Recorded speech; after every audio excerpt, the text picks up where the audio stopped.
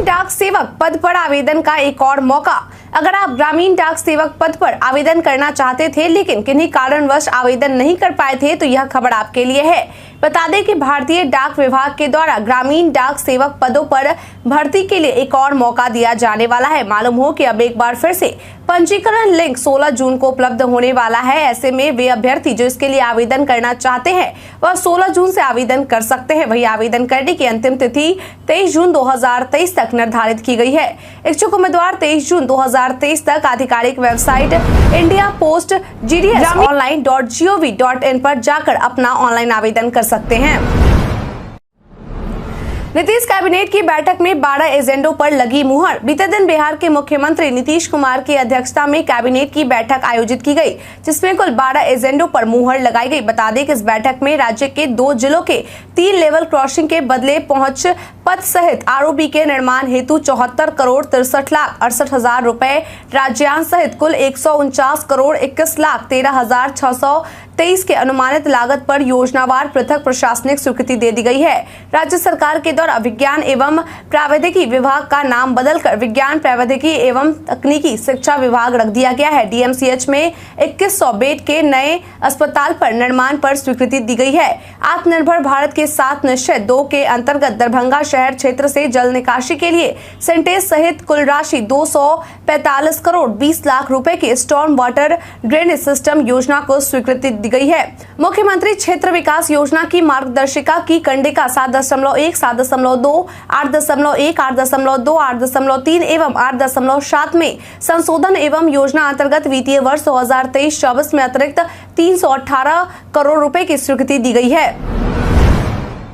Bihari birthday में आज हम बात करेंगे शेखर सुमन के बारे में। शेखर सुमन का जन्म आज ही के दिन 1962 में हुआ था। यह एक भारतीय अभिनेता, एंकर, निर्माता, निर्देशक और गायक है।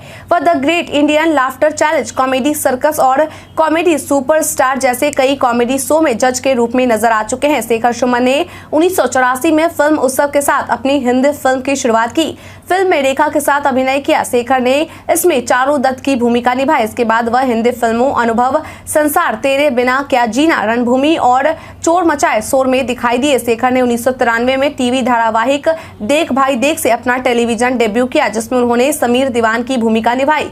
यह शो डीडी मेट्रो पर प्रसारित होता था। इसके बाद वह कई टीवी धारावाहिकों में दिखाई दिए। 2014 में उन्होंने अपने निर्देशन की शुरुआत हिंदी फिल्म हार्टलेस से की, जिसमें उन्होंने डॉक्टर समीर सक्सेना की भूमिका निभाई। 2007 में उन्होंने संगीत एल्बम कुछ ख्वाब ऐसे के साथ पार्श्व गायन की शुरुआत की। 2009 में शेखर सुमन ने भारतीय राष्ट्रीय कांग्रेस में शामिल होकर अपने राजनीतिक जीवन की शुरुआत की। 2010 में उन्होंने डांस रियलिटी टीवी शो झलक दिखला जा के सीजन 4 में भाग लिया। बाढ़ से सुरक्षा की तत्काल सूचना दर्ज कर होगी कार्रवाई। बिहार सरकार के जल संसाधन विभाग के द्वारा बिहार में बाढ़ से सुरक्षा की तत्काल सूचना दर्ज करवाई जा सके, इसके लिए व्यवस्था तैयार कर ली गई है।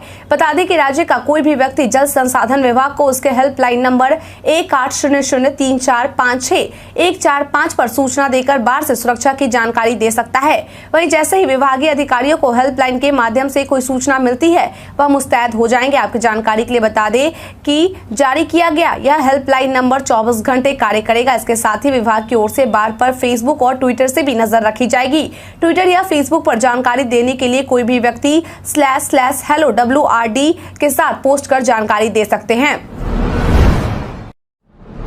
अब दोपहर के बाद भी पाए ओपीडी की सेवा। आईपीआरडी बिहार के द्वारा एक पोस्ट शेयर कर यह जानकारी दी गई है कि अब राज्य में ओपीडी की सेवा दोपहर के बाद भी उपलब्ध है। ऐसे में आमजन राज्य के सभी सरकारी चिकित्सा महाविद्यालय, अस्पतालों एवं सदर अस्पतालों में दी जा रही ओपीडी सुविधा का दोपहर के बाद भी लाभ उठाए।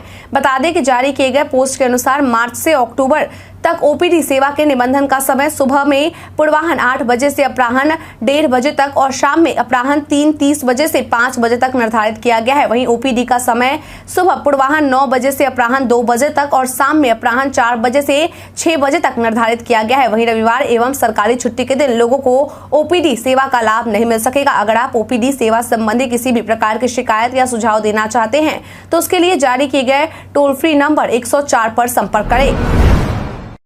अग्निवीर की शारीरिक दक्षता व मेडिकल जांच प्रक्रिया इस दिन से। अग्निवीर की शारीरिक दक्षता व मेडिकल जांच प्रक्रिया बिहार के मुजफ्फरपुर के चक्कर मैदान में 16 जून से शुरू होने वाली है। इसको लेकर 14 जून तक यानी आज तक बहाली के लिए होने वाली पूरी व्यवस्था को दुरुस्त करने का निर्देश संबंधित विभागों को दे दिया गया है। बता दें कि 16 जून को होने वाले इस प्रक्रिया को लेकर रेलवे स्टेशन से लेकर संवेदनशील चौक चौराहों और चक्कर मैदान के आसपास दंडाधिकारियों और पुलिस पदाधिकारियों की तैनाती की जाएगी। वहीं मैदान की साफ सफाई की जिम्मेदारी नगर निगम को सौंपी गई है। इसके अलावा बहाली तक चक्कर मैदान में निगम को मोबाइल टॉयलेट स्थापित करने का भी निर्देश दिया गया है। बता दें कि बहाली प्रक्रिया के दौरान मैदान में एक डॉक्टर की टीम, दवा, एम्बुलेंस और फायर ब्रिगेड की एक यूनिट गाड़ी भी मौजूद रहेगी। इसके साथ ही बहाली के दौरान जंक्शन पर मे आई हेल्प यू काउंटर भी लगाया जाएगा, जहां अभ्यर्थियों को चक्कर मैदान और बहाली से संबंधित जानकारी दी जाएगी।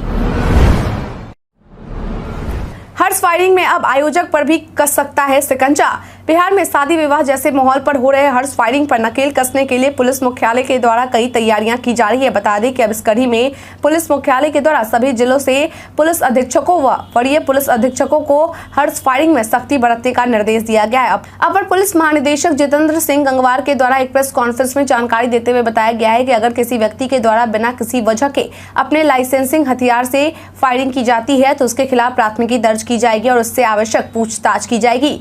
वहीं जवाब संतोषजनक न पाने पर आरोपी को 2 साल की सजा और 1 लाख रुपए का जुर्माना तक दिया जा सकता है।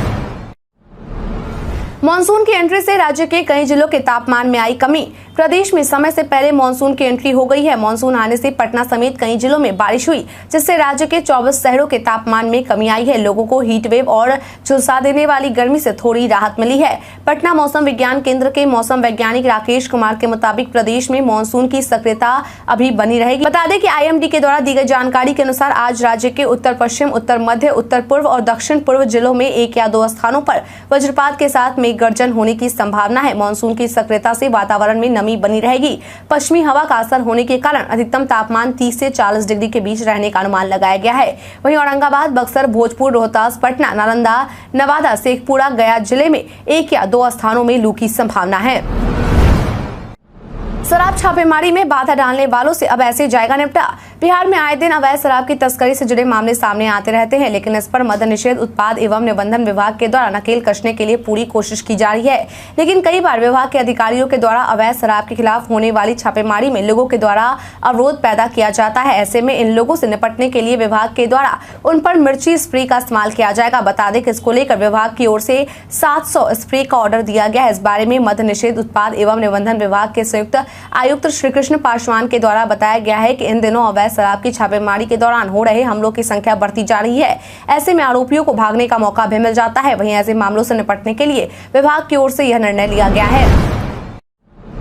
बिहार में अब हर पंचायत में होगा बैंक। पंचायती राज विभाग के द्वारा पंचायती राज संस्थाओं के बेहतर वित्तीय प्रबंधन को लेकर बिहार में शीघ्र ही एक पंचायत एक खाता योजना लागू करने के लिए शिद्दत से काम किया जा रहा है। बता दें कि इसके लिए बैंक भी तय कर लिए गए हैं और अब बहुत जल्द ही इसकी सूचना सभी पंचायतों को भेज दी जाएगी, जिसके बाद पंचायतों को एक को छोड़कर बाकी बैंक खातों को बंद करना होगा। मालूम हो कि राज्य में इस योजना के लागू होने के बाद राज्य की सभी 8057 पंचायतों के पास इतने ही बैंक खाते रहेंगे और इसी बैंक खातों में पंचायतों को सरकार की ओर से दी जाने वाली तमाम राशि मिलेगी और इसी खाते की राशि को पंचायत के द्वारा खर्च भी किया जाएगा। इसके लिए विभाग की ओर से डैशबोर्ड का निर्माण किया जा रहा है, जिससे सभी पंचायतों के बैंक खाते जुड़े रहेंगे और विभागीय मुख्यालय की ओर से पंचायतों के बैंक खातों पर नजर रखी जाएगी। अब घर बैठे पाए राजस्व नक्शा। अब घर बैठे आप राजस्व नक्शा पा सकते हैं। दरअसल बिहार सरकार के द्वारा राजस्व नक्शों की डोर स्टेप डिलीवरी शुरुआत कर दी गई है। बता दें कि अब तक डोर स्टेप डिलीवरी के तहत राज्य के 12,000 से अधिक रायतों के घर तक राजस्व नक्शों को सफलतापूर्वक पहुंचाया जा चुका है। ऐसे में बिहार सरकार के राजस्व एवं भूमि सुधार विभाग के द्वारा राज्य के सभी रायतों से अनुरोध किया गया है और कहा गया है कि ऑनलाइन विधि से राजस्व नक्शों का ऑर्डर देकर घर बैठे अपने गाँव का नक्शा प्राप्त करें। इससे न केवल समय की बचत होगी बल्कि संसाधनों की भी बचत होगी और साथ ही आप भीड़-भाड़ एवं काउंटर पर लाइन में लगने से भी बचेंगे। बता दें कि नक्शों को ऑनलाइन मंगाने के लिए आप dlrs.bihar.gov.in पर जाकर आवेदन कर सकते हैं। मालूम हो कि बिहार सरकार की ओर से इस योजना की शुरुआत 6 सितंबर 2022 से की गई थी। बिहार में स्वास्थ्य सुविधाओं को बेहतर करने के लिए सरकार का प्रयास जारी। बिहार में स्वास्थ्य सुविधाओं को बेहतर बनाया जा सके, इसके लिए बिहार सरकार की ओर से लगातार कोशिश की जा रही है। बता दें कि इसी कोशिश के तहत स्वास्थ्य विभाग के द्वारा ये योजना बनाई गई है कि राज्य के सभी 38 जिलों में दिसंबर महीने तक मुख्यमंत्री डिजिटल योजना को प्रभावी करा दी जाएगी। मालूम हो कि इस दिशा में विभाग की ओर से तैयारियां भी शुरू कर दी गई है। बता दें कि फिलहाल इस योजना को पायलट प्रोजेक्ट के तहत राज्य के 4 जिलों में शुरू किया गया है, जिसमें नालंदा, मुजफ्फरपुर, गोपालगंज और सिवान शामिल है। इस योजना के तहत अस्पतालों में ऑनलाइन ओपीडी अपॉइंटमेंट की सुविधा, नजदीकी अस्पताल में उपलब्ध डॉक्टरों की जानकारी प्राप्त करने के साथ साथ आयुष्मान हेल्थ आईडी, आभा आईडी बनाने की सुविधा प्राप्त हो सकेगी। इसके साथ ही इस योजना के तहत मरीजों को एक विशेष हेल्थ पहचान पत्र भी दिया जाएगा, जिसमें रोगियों के स्वास्थ्य रिकॉर्ड दर्ज होंगे। बिहार के लोगों को पक्का मकान के लिए करना होगा इंतजार। बिहार के वैसे गरीब लोग जो पक्का मकान के इंतजार में हैं, उन्हें अब थोड़ा और इंतजार करना होगा। दरअसल ग्रामीण विकास के द्वारा दी गई जानकारी के अनुसार बिहार सरकार के द्वारा की गई मांगों को केंद्र सरकार के द्वारा नकार दिया गया है। बता दें कि मिली जानकारी के अनुसार वित्तीय वर्ष 2023-24 में केंद्र सरकार के द्वारा आवास के लक्ष्य का स्वीकार नहीं किया गया है। ऐसे में अब प्रधानमंत्री आवास सूची की प्रतीक्षा सूची में सूचीबद्ध 13,51,976 लाभुक आवास का फायदा लेने से वंचित रह गए। मालूम हो कि बिहार के ग्रामीण विकास मंत्री के द्वारा 2 मई 2023 को वित्तीय वर्ष 2023-24 में 13,50,000 भौतिक लक्ष्य उपलब्ध कराने का अनुरोध केंद्र सरकार से किया गया था, जिसे केंद्र सरकार के द्वारा नकार दिया गया। दलित आदिवासी क्षेत्रों में बेहतर होगी संपर्क व्यवस्था। बहुत जल्द ही राज्य के दलित आदिवासी क्षेत्रों में भी संपर्क व्यवस्था बेहतर होने वाली है। दरअसल ऐसे इलाकों में संपर्क व्यवस्था बेहतर बनाने के लिए सड़क व पुलियों के निर्माण की योजना को राज्य सरकार के द्वारा हरी झंडी दिखा दी गई है और साथ ही इसके लिए 7 करोड़ रुपए की योजना की तत्काल स्वीकृति भी दे दी गई है। मालूम हो कि इस संबंध में पथ निर्माण विभाग के द्वारा कार्य योजना तैयार कर ली गई है और अब बहुत जल्द ही इस पर विधिवत तरीके से काम किया जाएगा। आपकी जानकारी के लिए बता दें कि विभाग के द्वारा दी गई जानकारी के अनुसार जारी किए गए इस राशि से दलित आदिवासी क्षेत्रों में सुलभ संपर्कता के लिए छोटे छोटे पुलों का निर्माण किया जाएगा, ताकि उन्हें निकट में क्षेत्र में कहीं जाने आने के लिए परेशानी का सामना न करना पड़े। बिहार के पर्यटन में आज हम बात करेंगे अहिल्या स्थान के बारे में। अहिल्या स्थान दरभंगा जिले में स्थित एक धार्मिक स्थल है। यह दरभंगा जिले से करीब 35 किलोमीटर दूर है। इस जगह को अहिल्या उद्धार स्थल के नाम से भी जाना जाता है। यहाँ पर रामायण युग में ऋषि गौतम की पत्नी अहिल्या जी को ऋषि गौतम जी ने श्राप दिया था कि वह पत्थर में बदल जाएंगी और ऋषि गौतम की पत्नी पत्थर में बदल गई। जब श्री राम जी वनवास काल के दौरान यहाँ पर आए थे तो उनके पैरों के स्पर्श से अहिल्या जी फिर से मनुष्य रूप में आ गई। पौराणिक तथ्य रामायण में आपने जरूर सुना होगा। यह जगह उसी बात की सूचक है। यहाँ पर आपको मंदिर देखने के लिए मिलता है जो बहुत ही प्राचीन है और बहुत सुंदर है। मंदिर का शिखर बहुत खूबसूरत है। यहाँ पर आपको तालाब भी देखने के लिए मिलता है। यहाँ पर उस पौराणिक घटना को मूर्तियों के माध्यम से दिखाया गया है। यहाँ पर आपको श्री राम जी, माता सीता जी, लक्ष्मण जी, ऋषि गौतम जी, उनकी पत्नी अहिल्या जी, हनुमान जी के दर्शन करने के लिए मिल जाते हैं। अनचाही कॉल्स पर एआई फिल्टर से लगेगी लगाम। अगर आप भी अनचाही कॉल से परेशान हैं तो आपके लिए अच्छी खबर है। बता दें कि अब अनचाही और स्पैम कॉल्स पर एआई फिल्टर से लगाम लगाया जाएगा। मालूम हो कि ट्राई के द्वारा टेलीकॉम कंपनियों को 30 जून तक आर्टिफिशियल इंटेलिजेंस से लैस स्पैम फिल्टर लगाने का निर्देश दिया गया है। इसके साथ ही कंपनी को अनचाही कॉल का डाटा भी कॉमन प्लेटफॉर्म पर शेयर करना होगा। एआई की मदद से एडवर्टाइजिंग वाले फोन कॉल और प्रमोशनल मैसेज की पहचान की जा सकेगी। इसके बाद ऐसे नंबरों को ब्लॉक किया जा सकेगा। इसके साथ ही टेलीकॉम कंपनियों को एक कॉलर आईडी फीचर देना होगा, जिसके जरिए कॉल करने वाले नंबर के बारे में जानकारी मिल पाएगी कि नंबर स्पैम है या नहीं। श्रावणी मेला के कार्यक्रमों की प्रस्तुति देने के लिए करें आवेदन। अगर आप भी उन लोगों में से हैं जो बिहार के भागलपुर में लगने वाले विश्व प्रसिद्ध श्रावणी मेले के कार्यक्रमों में अपनी प्रस्तुति देना चाहते हैं तो यह खबर आपके लिए है। बता दें कि इसके लिए आपको 20 जून तक अपना आवेदन जिला सामान्य शाखा भागलपुर में जमा करा सकते हैं। इसके साथ ही स्थानीय कलाकार अपना आवेदन ईमेल श्रावणी मेला bgp2023@gmail.com या जिला वेबसाइट bhagalpur.nic.in पर भी आवेदन कर सकते हैं। आवेदन करने के दौरान आपने अगर बीते वर्ष सांस्कृतिक कार्यक्रम में अपनी कोई प्रस्तुति दी थी तो आप उससे संबंधित डॉक्यूमेंट संलग्न कर सकते हैं। इसके साथ ही कलाकार का नाम, संस्थान का नाम, पता, मोबाइल नंबर, कला की प्रस्तुति का नाम एवं कलाकारों की संख्या व प्रस्तुति का समय। पूर्व में यदि कोई यूट्यूब चैनल पर आपने वीडियो लोड की है तो उसका लिंक, बैंक अकाउंट नंबर, आधार और अन्य सूचनाएं अंकित करनी होगी। निगरानी विभाग का सभी डिपार्टमेंट के लिए सूची। निगरानी विभाग के द्वारा हर साल की तरह इस साल भी मार्च महीने में सभी विभागों के अपर मुख्य सचिव, प्रधान सचिव व सचिवों को पत्र भेज जानकारी दी गई है कि उनके विभाग में कितने सरकारी सेवक दागी हैं। बता दें कि विभाग की ओर से जारी किए गए लिस्ट में परिवहन विभाग के दर्जन भर अधिकारी कर्मियों के खिलाफ आय से अधिक संपत्ति का केस, ट्रैप केस व AOPA के तहत मुकदमा दर्ज किया गया है। इनमें कुछ में चार्जशीट दाखिल किया गया है तो वहीं काफी संख्या में केस अभी भी जांच में ही है। निगरानी विभाग ने बताया है कि हर वर्ष जनवरी एवं जुलाई में संबंधित विभाग को वैसे सरकारी सेवकों की सूची उपलब्ध कराई जाएगी जिनके विरुद्ध प्राथमिकी दर्ज है व चार्जशीट दाखिल की गई है। संतोष सुमन का इस्तीफा हुआ मंजूर, आरजेडी ने बोला ये। बीते दिन जीतन राम मांझी के बेटे संतोष सुमन के द्वारा इस्तीफा दिया गया था जिसे बिहार के मुख्यमंत्री नीतीश कुमार के द्वारा मंजूर कर दिया गया है। वहीं अब इस पर आरजेडी प्रवक्ता मृत्युंजय तिवारी के द्वारा कहा गया कि जीतन राम मांझी का मन डोलते रहता है, वे समय समय पर निर्णय लेते रहते हैं। पूर्णिया में हुई रैली के दौरान सीएम नीतीश ने बोला था कि मांझी इधर उधर न जाए, उनकी मांगों को पूरा किया जाएगा। लेकिन जीतन राम मांझी अपनी सुविधा के अनुसार पाला बदलते रहते हैं। उन्होंने आत्मघाती कदम उठाया है और आने वाले दिनों में उन्हें अपने फैसले पर पछतावा होगा। लेकिन उनके इस फैसले से महागठबंधन की सेहत पर कोई असर नहीं पड़ेगा। हालांकि इस दौरान उन्होंने मांझी को शुभकामनाएं दी और कहा कि वह जहां भी जाए बिहार के हित में काम करे। मांझी के बेटे के इस्तीफे पर बीजेपी का बड़ा हमला। बीते दिन बिहार के पूर्व मुख्यमंत्री और हिंदुस्तान आवाम मोर्चा के नेता जीतन राम मांझी के बेटे संतोष सुमन के द्वारा नीतीश कैबिनेट के मंत्री पद से इस्तीफा दे दिया गया है। वहीं अब उनके द्वारा दिए गए इस इस्तीफे पर बिहार के पूर्व मंत्री व बीजेपी नेता शाहनवाज हुसैन और नेता प्रतिपक्ष विजय कुमार सिन्हा के द्वारा बड़ा बयान दिया गया है। एक तरफ जहाँ शाहनवाज हुसैन के द्वारा कहा गया कि नीतीश कुमार सभी विपक्षी दलों को एक करने में लगे हैं और जीतन राम मांझी ने उनका साथ छोड़ दिया है। अब महागठबंधन सरकार की उल्टी गिनती शुरू हो गई है। सब महागठबंधन से बारी बारी से बिछड़ रहे हैं। नीतीश कुमार और लालू यादव अब तन्हा रह गए हैं। वहीं दूसरी तरफ विजय कुमार सिन्हा के द्वारा कहा गया कि जिस तरह से मांझी के द्वारा शपथ लिया जा रहा था कि वह नीतीश के साथ रहेंगे, ऐसे में मांझी पर विलय के लिए दबाव बनाना ठीक नहीं है। नीतीश की सरकार में दलितों का शोषण किया जा रहा है। अपने अहंकार के कारण वे अपने सहयोगी दलों का सम्मान नहीं करते। जिसके पास अगर थोड़ा सा भी स्वाभिमान होगा वो नीतीश कुमार के साथ नहीं रहेंगे। WTC में हार के बाद भारतीय टीम के कोच और कप्तान में बदलाव पर सौरव गांगुली का बयान। विश्व टेस्ट चैंपियनशिप में भारत को ऑस्ट्रेलिया से 209 रनों से हार का सामना करना पड़ा, जिसके बाद भारतीय टीम की कप्तानी और कोचिंग पर सवाल उठने लगे थे और साथ ही सोशल मीडिया पर फैंस के द्वारा आने वाले टूर्नामेंट्स में टीम में बदलाव को लेकर सुझाव दिए गए।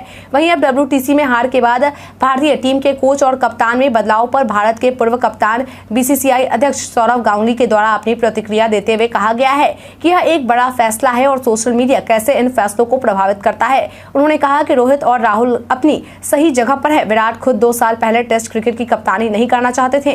उन्होंने कहा कि कम से कम विश्व कप तक राहुल और रोहित टीम के साथ कोच कप्तान के रूप में जुड़े रहेंगे। मुझे नहीं पता कि विश्व कप के बाद रोहित के दिमाग में क्या होगा और वह क्या करना चाहता है। इस समय भारत के लिए सर्वश्रेष्ठ कोच और कप्तान है और मैं उन्हें शुभकामनाएं देता हूँ। भारत के इतिहास में आज की तारीख है कई कारणों से दर्ज। डॉक्टर CV रमन को क्रेमलिन में लेनिन शांति पुरस्कार 1958 को प्रदान किया गया। केंद्र सरकार ने 2008 में अलग गोरखालैंड राज्य के निर्माण की संभावना को खारिज किया। राजस्थान के बांसवाड़ा जिले में 96 मीट्रिक टन की सोने की खान का पता चला। विशाखापत्तनम में 2012 को भारतीय इस्पात संयंत्र में विस्फोट से 11 लोगों की मौत हो गई और 16 घायल हो गए। सिखों के छठे गुरु हरगोविंद सिंह का जन्म 1595 में हुआ। वैज्ञानिक सतीश चंद्र दासगुप्ता का जन्म 1880 में हुआ। भारतीय अभिनेता भारतीय भूषण का जन्म 1920 में हुआ। भारतीय फिल्म निर्देशक, फिल्म निर्माता तथा पटकथा लेखक के आसिफ का जन्म 14 जून 1922 को उत्तर प्रदेश के इटावा जिले में हुआ था। आदित्य बिरला समूह के भारतीय उद्योगपति और अध्यक्ष कुमार मंगलम बिरला का जन्म 1967 में हुआ। आज के दिन को विश्व रक्तदान दिवस के रूप में भी मनाया जाता है। बालखंड में आज हम बात करेंगे पेट्रोल पंप डीलरशिप के बारे में। सोशल मीडिया पर कई सूचनाएं वायरल होती है लेकिन सभी सच हो ये जरूरी नहीं है। इसी क्रम में आज हम बात करेंगे पेट्रोल पंप डीलरशिप के बारे में। दरअसल PIB ने अपने ट्वीट में लिखा है कि एक वेबसाइट PSU तेल विपणन कंपनियों की ओर से पेट्रोल पंप डीलरशिप की पेशकश करने का दावा करती है। PIB ने अपने ट्वीट में आगे लिखा है कि वेबसाइट नकली है। रिटेल आउटलेट डीलरशिप पर प्रामाणिक और आधिकारिक जानकारी के लिए पेट्रोल पंप डीलर चयन.in पर जाएं। लैपटॉप या डेस्कटॉप में व्हाट्सएप यूज करने वाले यूजर्स को जल्द मिलेंगे ये फीचर। व्हाट्सएप के डेवलपमेंट पर नजर बनाए रखने वाली वेबसाइट WA बीटा इन्फो के मुताबिक कंपनी विंडो यूजर्स को जल्द लैपटॉप और डेस्कटॉप पर 2 नए फीचर्स ऐप में देने वाली है। दरअसल कंपनी विंडो यूजर्स के लिए एडिट फीचर और वीडियो कॉल के दौरान स्क्रीन शेयर फीचर पर काम कर रही है। एडिट फीचर के तहत यूजर्स भेजे गए मैसेज को अगले 15 मिनट तक एडिट कर पाएंगे। इसी तरह शेयर स्क्रीन फीचर को ऑन करने से यूजर्स वीडियो कॉल के दौरान अपनी व्हाट्सएप स्क्रीन शेयर कर पाएंगे। शेयर्ड स्क्रीन को वो लोग भी देख पाएंगे जिन्होंने मोबाइल फोन से वीडियो कॉल ज्वाइन की है। बिहार के इतने लोग देश के 24 राज्यों में उठा रहे वन नेशन वन कार्ड का लाभ। बिहार के वैसे लोग जो अपनी आजीविका चलाने के लिए देश के दूसरे राज्यों में जाते हैं, उनके परिवारों को वन नेशन वन कार्ड योजना का लाभ मिलना शुरू हो चुका है। मालूम हो कि राज्य में करीब 1.5 लाख परिवार ऐसे हैं जो इस कार्ड का लाभ उठा रहे हैं। बता दें कि इस योजना के तहत बिहार के परिवार देश के 24 राज्यों में कार्ड का लाभ उठा रहे हैं, जिसमें अगर हम देश की राजधानी दिल्ली की बात करें तो वहाँ बिहार के 1.12 लाख परिवार इस कार्ड का लाभ उठा रहे हैं। वहीं हरियाणा में 22,061 परिवार, महाराष्ट्र में 7,604, गुजरात में 2,337, राजस्थान में 2,200, दमन एंड दीप में 1,773, हिमाचल प्रदेश में 1,562, जम्मू कश्मीर में 928, उत्तराखंड में 858, झारखंड में 808 परिवार ऐसे हैं जो वन नेशन वन कार्ड योजना का लाभ उठा रहे हैं। मालूम हो कि आंकड़ा खाद्य एवं उपभोक्ता संरक्षण विभाग के द्वारा दिया गया है। इनके आंकड़े के अनुसार ऐसे देश के कुल 24 राज्य हैं जहां बिहार के कमजोर आर्थिक आय वर्ग के परिवारों के द्वारा इस योजना का लाभ उठाया जा रहा है। आपको जानकारी के लिए बता दें कि इस कार्ड की मदद से लोगों को दूसरे राज्यों में खाद्यान्न की महंगाई का सामना नहीं करना पड़ता है। वहीं बिहार में देश के दूसरे राज्यों के कुल 4,900 परिवार ऐसे हैं जो इस कार्ड का लाभ ले रहे हैं।